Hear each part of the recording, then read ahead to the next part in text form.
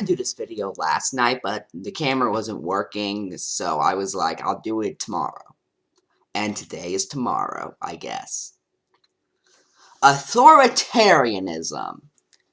An idea that sounds awful on paper and is just as awful in reality.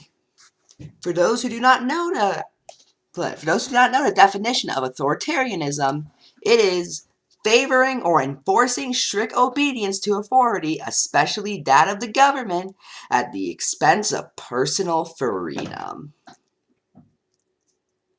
I think you already see the problem with this.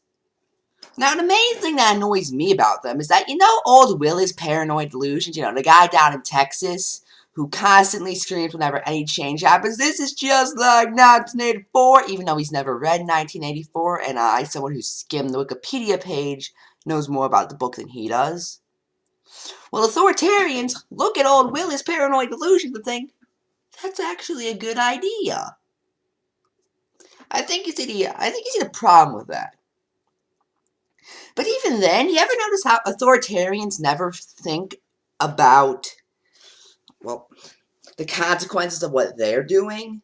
It's like, I think we should have more strict government punishment for all these things. And what happens if you end up doing it? Or what happens if the government adds other laws that you end up doing? Well, that's not gonna happen, because I'm just awesome. Oh. So, basically, you're a moron.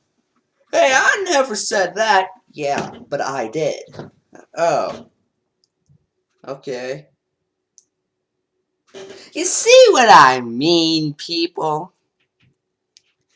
And my last main issue with authoritarianism is that they basically expect a government that isn't going to be corrupt. Because, if you put the government in absolute power, you think they're going to be spared? You think you're going to be spared?